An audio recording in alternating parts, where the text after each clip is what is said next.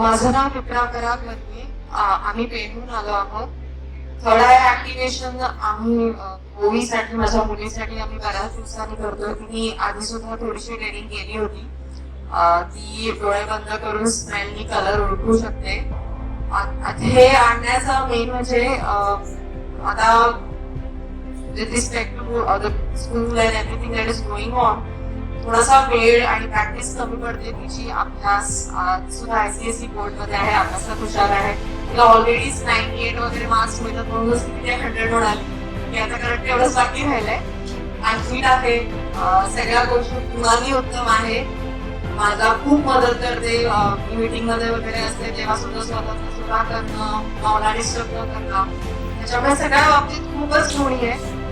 हेच आध्यात्मिक गोष्टी देणं थोडं, कारण की ऍज अ पॅरेंट्स आपली लेगसी आपण पुढे देणं हे आपलं कर्तव्य आहे. आध्यात्मिक गोष्टींमध्ये सुद्धा ती आता रस घ्यायला लागली आहे. मला आठवतंय की इतर सिरियल्स बघण्यापेक्षा मी देवोमध्ये महादेव म्हणून एक जी सिरियल आहे ती आम्ही बघायला सुरुवात केली होती. आणि त्यापासून तिला, कारण की मला असं वाटतं की ग्रंथ आताच्या वयामध्ये मुलांना ग्रंथ वाचून वगैरे गोष्टी खूप कमी समजतात. तेच तुम्ही त्यांना व्हिज्युअली रिप्रेझेंट केलं, एखाद्या स्टोरी फॉर्मॅट मध्ये सांगितलं तर ते लक्षात राहतं. मग त्या सिरियल नुसार आम्ही ते बघायला सुरुवात केलं आणि मग त्यात तिचा इंटरेस्ट वाढला आध्यात्मिक गोष्टीकडे. आता देवळात जाणं, संध्याकाळी शुभकृती वगैरे पण सगळं अगदी नियमाने करते. पण तेच कुठे कुठे मग विसर पडतो मोबाईलमुळे. ते आता मला वाटतं एक येऊन अजून फसवलं गेलंय त्याच्यावर.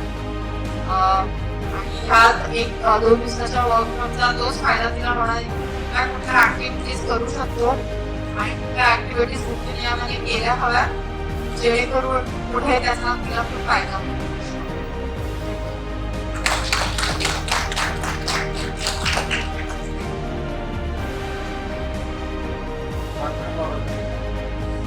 माझं नाव ओवी पराग गंगे आहे.